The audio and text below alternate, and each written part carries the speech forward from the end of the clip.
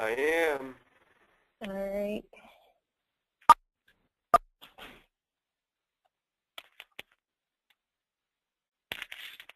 Hello, everyone. Thank you for joining us today. This is Erica from Wisconsin Clean Cities, and today we are having our Clean Cities Station Installation Guidelines for CNG webinar. We will be giving an overview of the guidelines to install a CNG station and going over the processes and experiences of installing CNG stations as well. These webinars are funded by the Lake Michigan Corridor Alternative Fuel Implementation Initiative, which is supported by the Department of Energy through the Clean Cities Implementation Initiative to Advance Alternative Fuel Markets program. Under these projects, local, public, and private partnerships are accelerating the deployment of alternative fuel vehicles and conducting public outreach and training in communities across the country. Since 1993, the Energy Department's Clean Cities Initiative has supported community-led efforts to deploy vehicle and infrastructure technologies across a broad portfolio of alternative fuels, helping to reduce Americans' reliance on petroleum. This webinar will be recorded and made available after the session on the Wisconsin Clean Cities, South Shore Clean Cities, and the Chicago Area Clean Cities website. If you have any questions during the webinar, please type them into the question box and we will get to them after the presentations are over. With that being said, we have Ted Barnes from the Gas Technology Institute who will be starting us off with an overview of the guidelines for installing a CNG station. So Ted, whenever you are ready. Great, thank you. Good morning, everyone. As Erica said, my name is Ted Barnes. I work at Gas Technology Institute. To give you a little background on GTI, we have about 70 years of experience in the natural gas industry and different energy fields. Our prime area is doing research and development work across production of energy all the way through to the end use of natural gas. And my group does a lot of work with natural gas vehicles and fueling stations. We've done a lot of work with developing codes and standards, and also when new reviews of codes go up, we're often involved. And then we're involved hands-on in the design and construction of natural gas fueling stations and hydrogen fueling stations and others. But locally, we've been involved in 10 to 20 natural gas fueling stations in the Chicago area for the design and helped with the construction, though we don't typically do construction ourselves. And just to go through our agenda here, we'll try to give a very quick overview of CNG, what the fuel is, some of the basics of how the fueling is done, go over the codes and standards that should be looked at, and that the different local authorities will use as guidelines. Some of the basics, the equipment location, and then go into some of the details of where equipment should be sited and some of the reasons behind those, the codes and standards. And then also go over some of the basic overview of some of the station installation and station operation and fire protection guidelines. Really, we'll be setting the table for Kwik Trip and Ruana to show some of their stations and what they've done locally as well. So to get started, CNG, or compressed natural gas, is predominantly methane, and CNG is the same natural gas that comes to your home to work in your hot water heater or your stove. Natural gas is mostly methane. It's 90–95% methane, and then other gases like ethane and propane and nitrogen and CO2 make up the remainder. Natural gas is non-toxic, colorless, and it's naturally odorless. Odorant is added for detection, which really improves the safety of natural gas. It typically exists in a gaseous vapor form. So we will not be covering LNG, which is liquefied natural gas. It's a very different fuel, very different type of product. So we can have another webinar like this on LNG when it maybe becomes more popular and more used. The primary thing to remember about natural gas is that it's lighter than air. So a lot of codes and standards and a lot of people that are used to building fueling stations are used to dealing with liquid fuels, and so then your safety requirements are often looking at things near the ground, and because that's where liquid fuels will pool, where natural gas instantly, essentially goes straight up in the air, and so you have concerns going up, but not in the ground. When we talk about a natural gas for a fueling station, we talk about gasoline gallon equivalents, and that's the amount of natural gas that gives you the same amount of energy as a gallon of gasoline. So the way a natural gas fueling dispenser works is it has a meter in there that measures the mass of the natural gas passing through, and so NIST, the federal branch that looks at fueling stations and the fairness of fueling, has set 5.66 pounds as the equivalent of 1 gallon of gasoline. Because a lot of heavy-duty and large truck applications are using natural gas now, they're looking into making a diesel gallon equivalent. The proposal in front of NIST right now will be 6.312 pounds. But as of right now, the certified weights and measures for natural gas is 5.66 pounds of natural gas is 1 gasoline gallon equivalent. Going on, you'll often hear that CNG the fuel systems are set at 3,600 psi, and that's kind of the nominal pressure that is used to fuel natural gas vehicles. There are older systems still out there and vehicles still out there that fill at 3,000 psi as their nominal full fill pressure. They've largely been phased out. New stations rarely have 3,000 psi dispensers unless there are older vehicles around.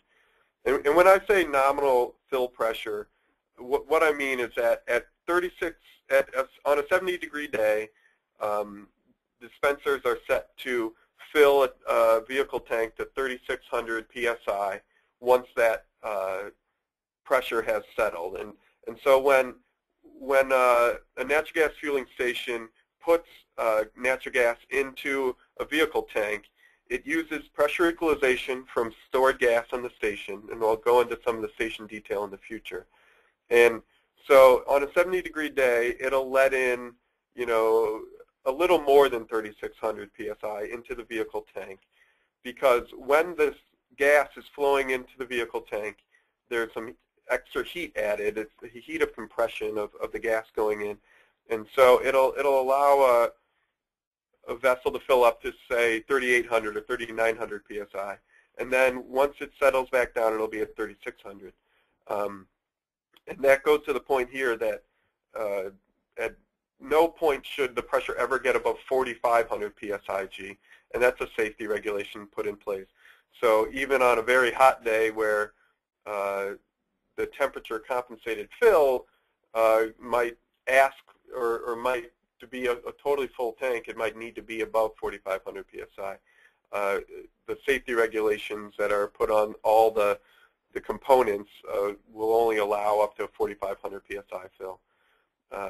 And so then in that case, the dispenser will have an algorithm that at a given temperature, it will allow, it will stop its fill at a given pressure. So on a cold day, you may not ever get a 3,600 psi fill.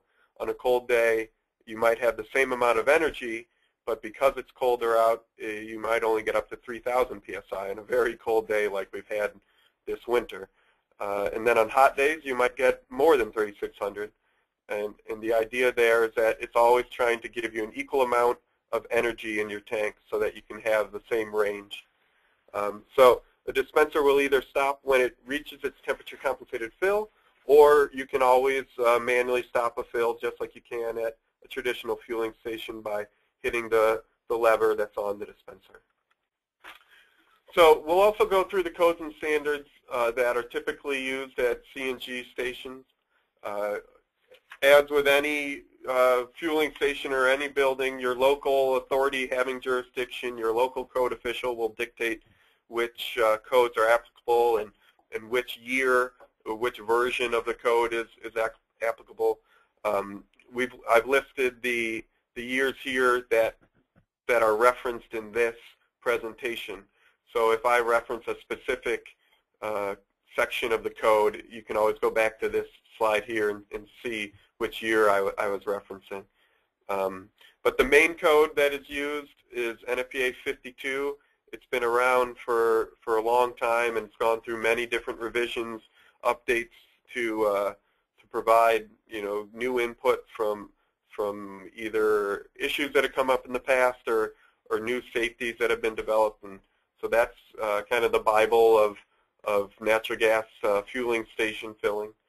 NFPA 70 is the National Electric Code, NEC, that guides all the components, the electrical components, the types of conduit and all that will guide the safety and the classifications of Class 1 Div 1 or Class 1 Div 2 hazardous locations that you'll see throughout the station.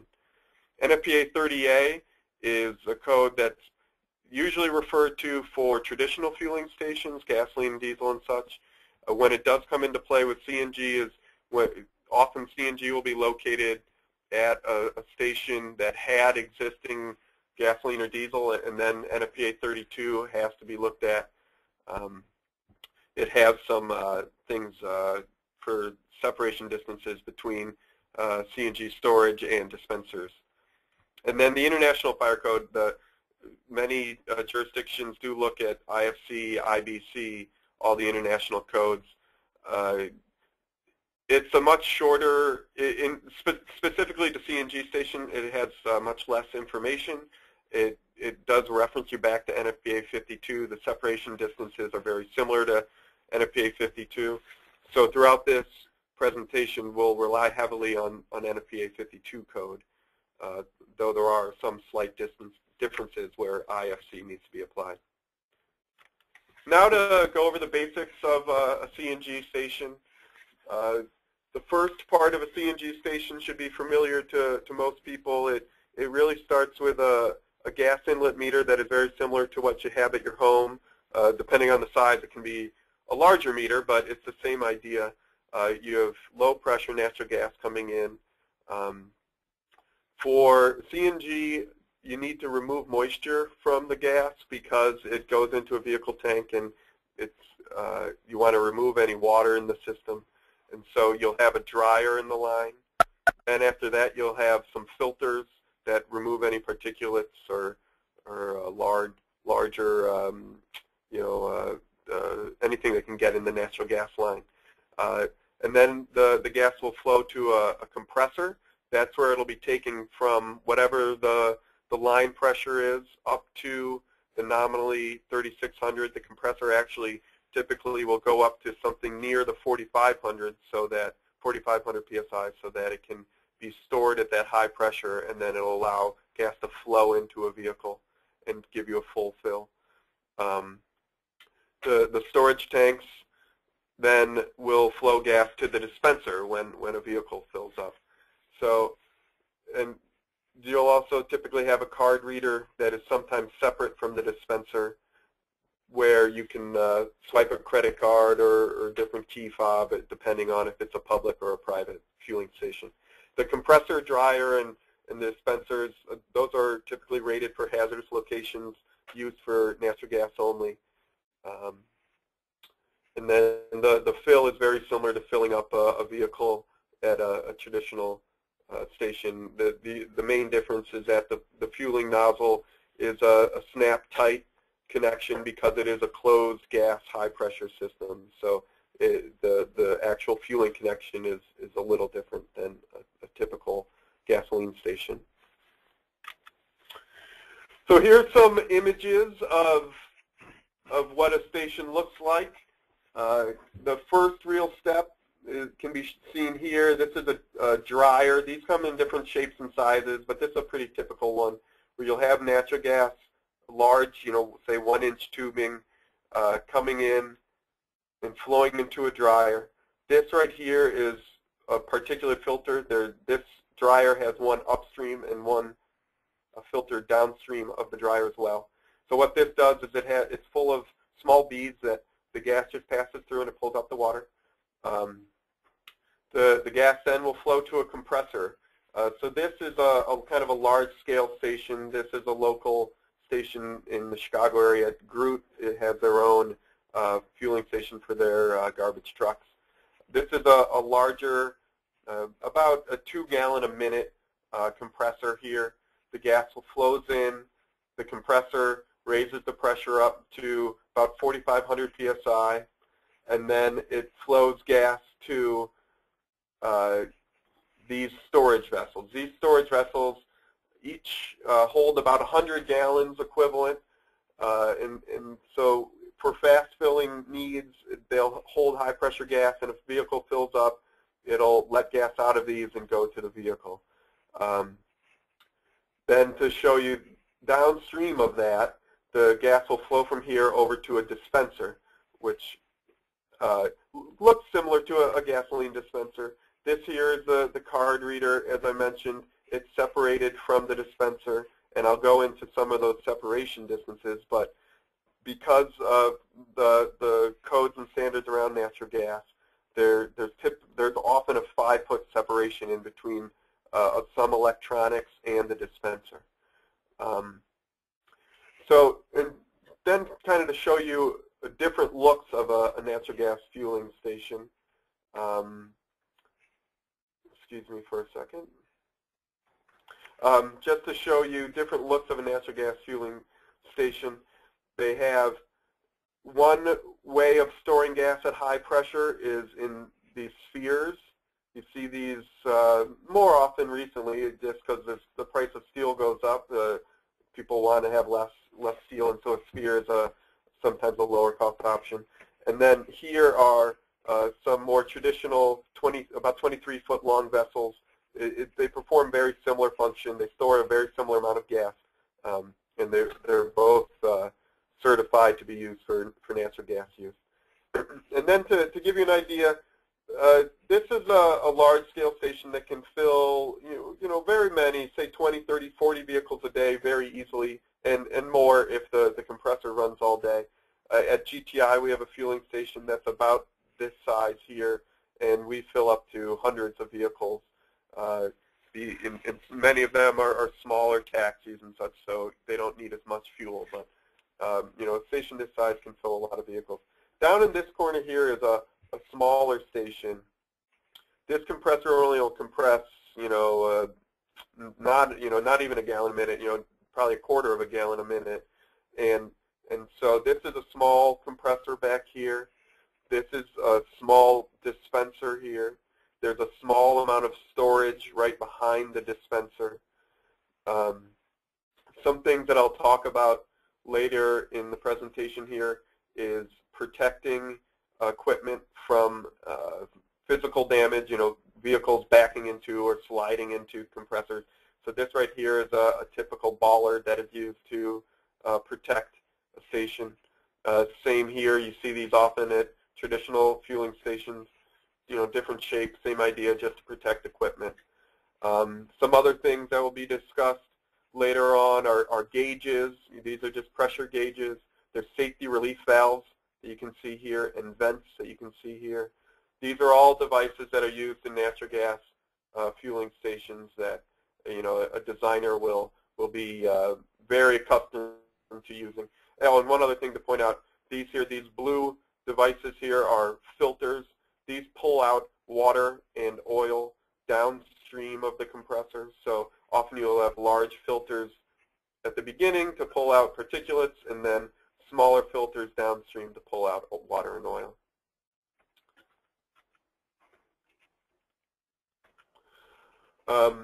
now to get into some of the codes, NFPA 30A, as we mentioned, Chapter 12, and NFPA 52, Chapter 7, address equipment placement and setbacks. The compression, storage, and dispensing equipment are mainly covered in these sections.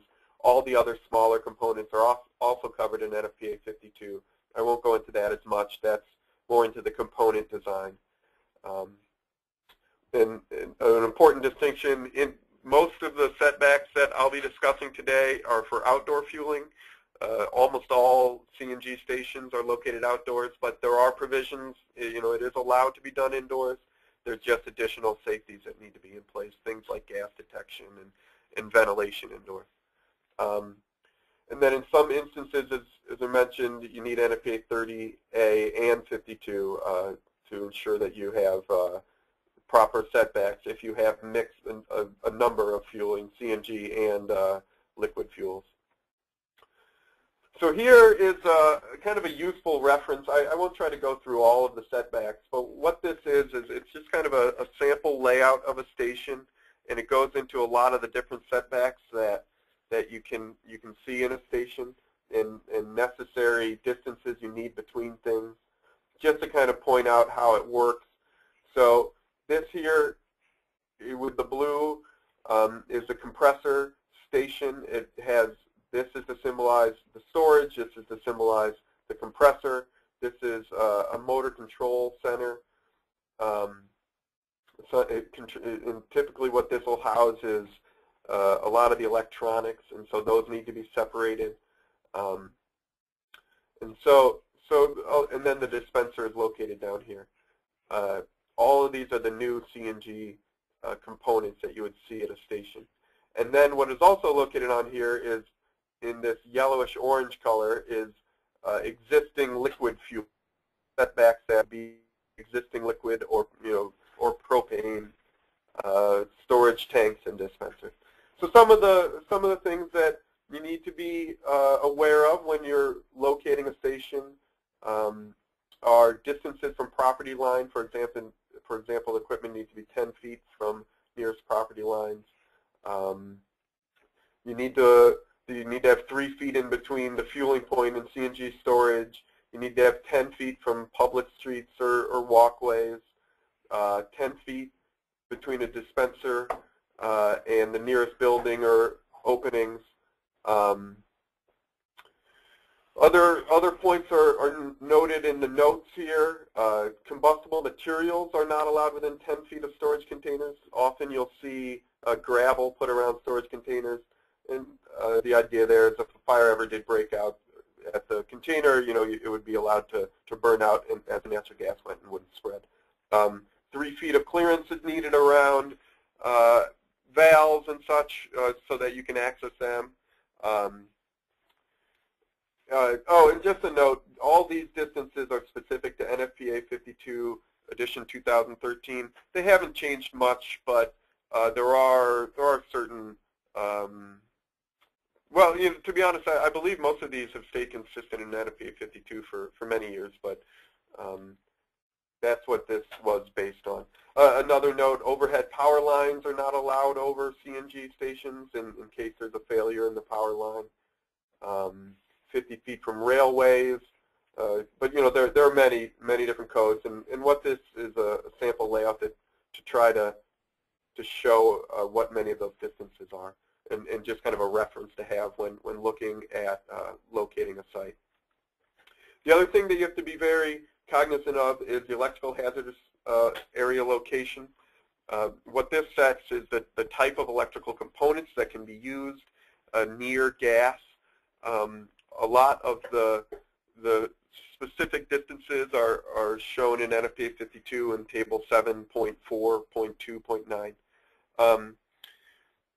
What I won't go into a lot of detail is in all the electrical components and the types of wiring and the types of conduit runs and locations of seal-offs that are needed, locations of explosion-proof boxes or intrinsically safe components. And the reason that I'm not going to go into all of it is that it's a very large and important discussion, but it goes above and beyond what is just specific to CNG. These are called out in NEC, which is NFPA 70. And so any licensed electrician should be well aware, and especially people that have done work on any fueling station, of how this code applies. What I will go into on our next slide here is where your hazardous area locations are, and that is specific to CNG.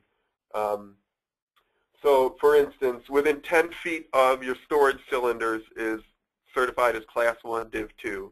Within 15 feet of your compressors is Class 1 Div 2. Inside, there are very few locations that are Class 1 Div 1, and that's the highest rating. And essentially, a Class 1 Div 1 is an area that gases, it should be designed such that it's expected that there will be gas in that area. And so you can't have any arcing, sparking devices. Or if you do, they need to be in an explosion-proof box. And one of the places in a CNG station that is Class 1 Div 1 is inside of a dispenser. Another main area that is Class 1 Div 1 is near vents or blow-down vents where they know that gas will be released. Another thing to point out is when you have electronic controls for a compressor, typically they are nearby but outside of these 15-foot or 10-foot Class 1 Div 2 areas, because those often contain arcing and sparking devices. And then another thing to point out is when you're talking about separation, because natural gas is lighter than air, it's not just horizontal separation distances as shown in this area. So what this is to represent is a dispenser. Inside the dispenser is Class 1 Div 1, which is a solid gray. And then outside of a dispenser, 5 feet in all directions, is Class 1 Div 2, above it and horizontally, but not below it necessarily. Like, you don't worry about pits as much as you do with liquid fuels. Then to just go over some other general notes that have been pulled from NFPA 52. Major equipment needs to be protected from damage from vehicles to minimize physical, either removal or disconnection of tubing runs. That the bollards that I showed you earlier in the pictures are our main way of preventing physical damage. Then there are some automatic shutdown controls that need to be in place if compressors run unattended, which is often the case, and so compressor manufacturers will typically have all the necessary shutdowns and controls in order to be able to run them unattended. And then another safety is that control circuits that once they are shut down, they need to be manually reset. So if for some reason a station shuts down and it's unattended, you need to have an attendant come back out and check to make sure that the situation is safe before restarting. There are some new things that were incorporated in 2013. These may or may not apply to your jurisdiction now because a lot of municipalities take many years to get up to the latest codes, but you should be aware because they've been put in for good reason. One of those is that all CNG systems shall be supervised by qualified personnel, and it also says that construction should be done by qualified personnel. And hopefully that is being done anyways. Hopefully people have been involved in other stations, and you're sourcing people that are very experienced, but it's in the code now. Also, a new part is a HAZOP. This was largely put in for stations that are upgrading from 3,000 PSI to 3,600 PSI, and it requires that someone looks at all the station components and really pays attention that all the safeties are upgraded. It also says that not less than every 4 years a HAZOP should be performed. And then all compression, storage, and dispensing equipment should be installed on foundations. It's the type of thing that's contained in the International Building Code or building codes, but it's also put into NFPA 52 as well. Then some specifics on the equipment. Storage containers are typically installed above ground for CNG. You don't really see underground storage. Individual groups of vessels shall be limited to 10,000 standard cubic feet. It's a pretty large volume. That's it's about the size of the vessels that you saw, and it just says that you need to have pressure release on these vessels before they get too large. One thing I'd like to point out is all the pressure relief valves or pressure relief devices that are at a station should be inspected every 3 years. Each of those valves should have a manually operated shutoff valve before them so that they can be removed from service. That manually operated valve should have a lockable so that it can be locked open. And the reason that is so that in normal operation, you always want the valve flowing to a pressure relief device to be open. And so locking that open tries to ensure that someone that doesn't know the way the system works comes and closes a valve that goes to a pressure relief device, because a pressure relief device is really your kind of last safety if something does go wrong in a station and there's either a fire and pressures get too high or anything. So you always want to make sure that your valves there are open. Another note is that in Illinois, for example, pressure vessels need to be registered with the state fire marshal. The Division of Boiler and Pressure Safety Vessel will come out and ensure that the pressure vessel is rated properly. It's essentially an ASME vessel that has an ASME stamped pressure relief device, and then they will also come out every 3 years and make sure that that pressure relief device is recertified. More specifics on station equipment, piping and tubing needs to be installed per ASME B31.3. Any mechanical contractor that's doing this should be very well aware of that.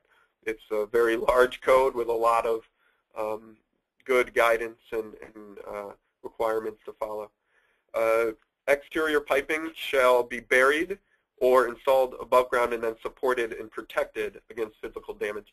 The image I showed you before, the larger station, had some good example of ways to protect piping and secure it.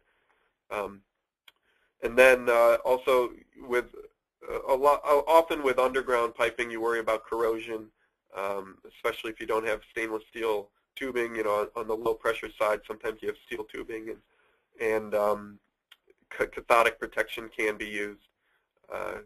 And then an important point to remember, the last one is molded, is that for underground piping, you should have no threaded connections. Typically, you'll have continuous rolls of stainless steel tubing.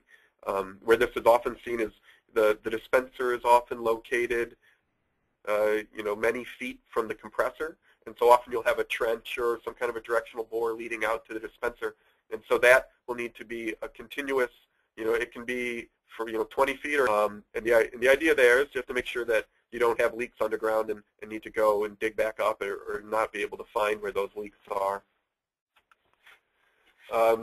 Additional outlet of storage. For a dispenser, you have to have a breakaway protection, just like you do at a gasoline or a diesel. Also on a dispenser, there's a quarter-turn valve on the side of the dispenser that is a manual valve that can be turned at any time, and so that the operator can shut the flow of gas if need be.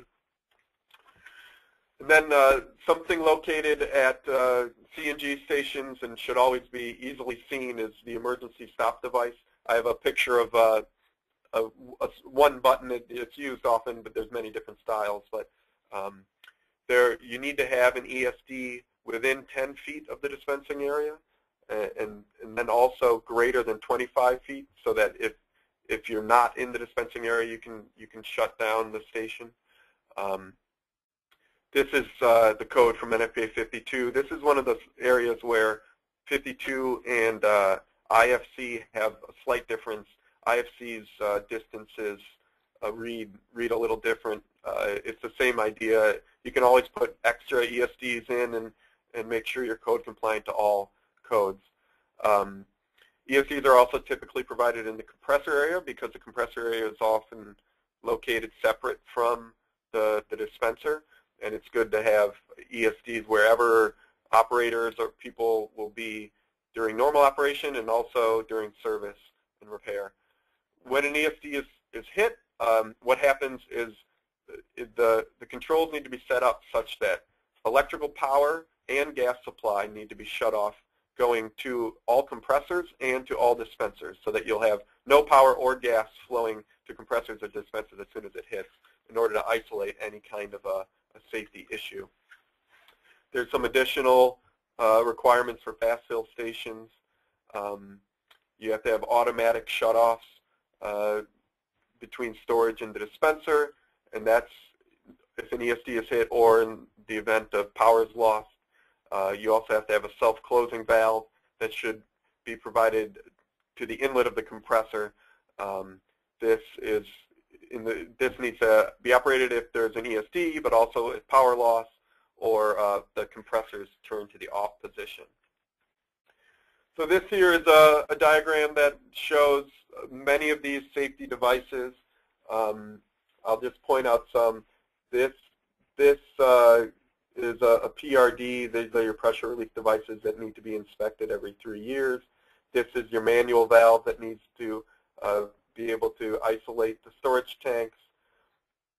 These 3 valves here are automated valves, and this is an automated valve here, so that if an ESD is hit or power is lost, gas stops flowing to the compressor and to the dispenser.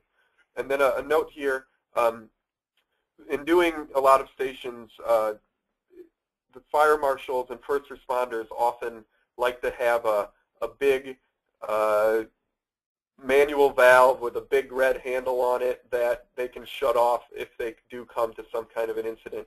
This is not often done. Sometimes after a utility meter, there'll be typical utility shutoffs that you need to be able to bring a wrench to turn it and such. It is nice to have one kind of location at the beginning of every station where you can always have a shutoff for a first responder or a fire marshal. Some additional procedures that are followed during normal operation. You have, when fueling a vehicle, the vehicle should be turned off.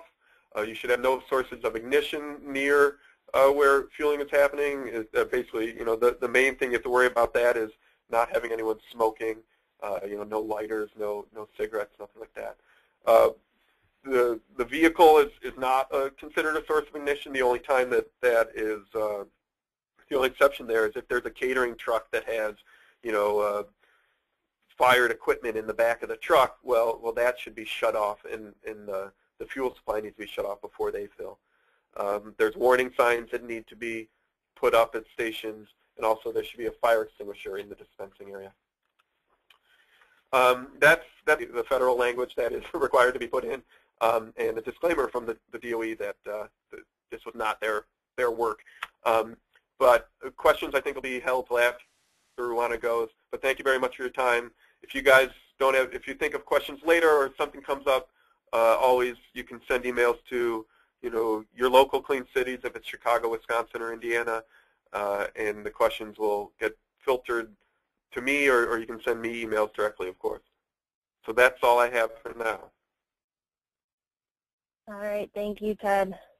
Next we have Rana Hayes from Kwik Trip talking about their processes and experiences of installing their CNG station. So whenever you are ready, Rana. All right, thank you, Erica. As Erica mentioned, my name is Ruana Hayes. I work at Kwik Trip here in La Crosse, Wisconsin. I am a project coordinator for the Alternative Fuels Department. What I will be doing today is just kind of walking you through a few photos of our stations, just give you a basic understanding of how we set things up, and then spending a little bit of time on our retail training that we do with our coworkers. So, see, Erica, I'm not able to see my presentation. You have to pull it up on your computer. Okay. Okay. There you go. Yep, and just right, make it full screen for us. Yep.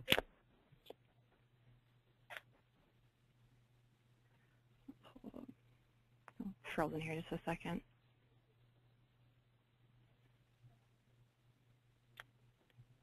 All right. I'm going to try the PDF. I can't get this one to unfreeze.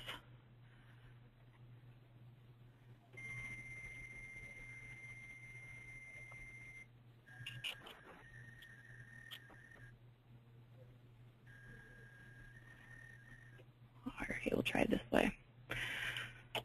Okay, so here is one of the pictures of our natural gas retail stations. Right now we have 24 locations. All are open to the public 24 hours a day, 7 days a week.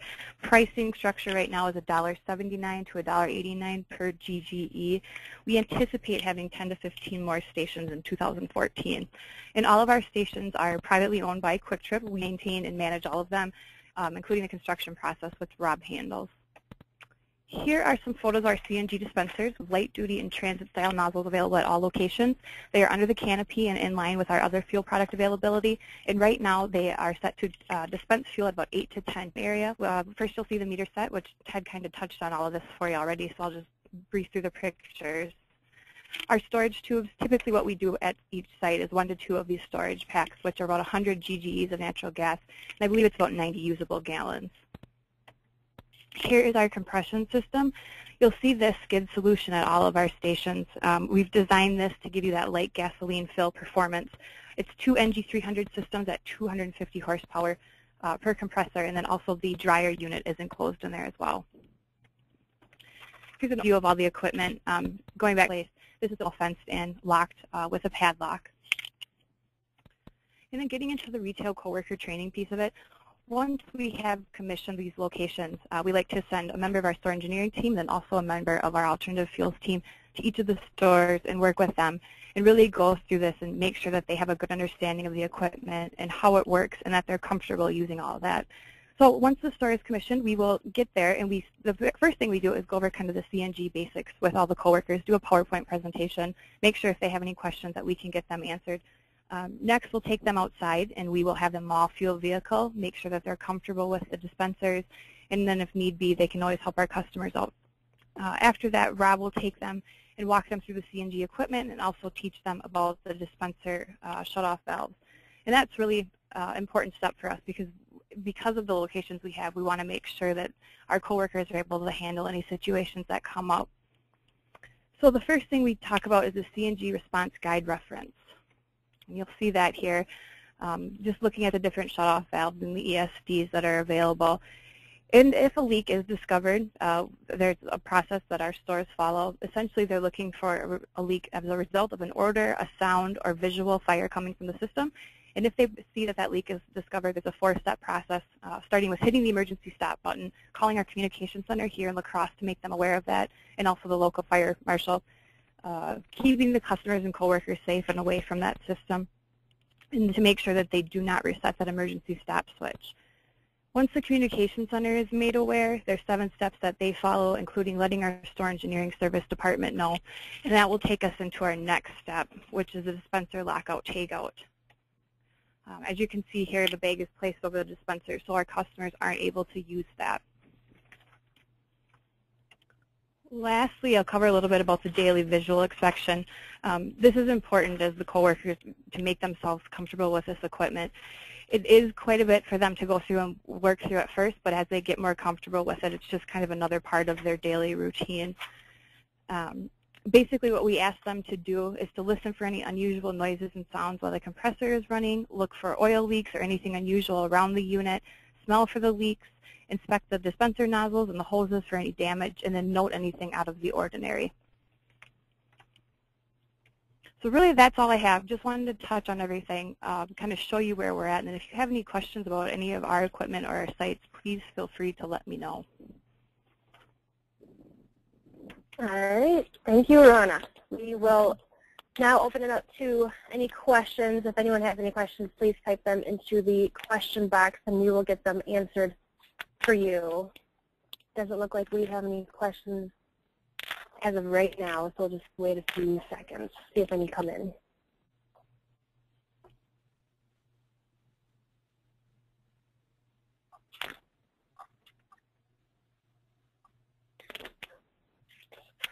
All right, well, if you guys do have any additional questions, you can send them directly to the presenter, or you can contact me at info@wicleancities.org or at 414-221-4487. We can forward it on to the party. Again, this webinar, along with the slides, will be available on the Wisconsin Clean Cities, South Shore Clean Cities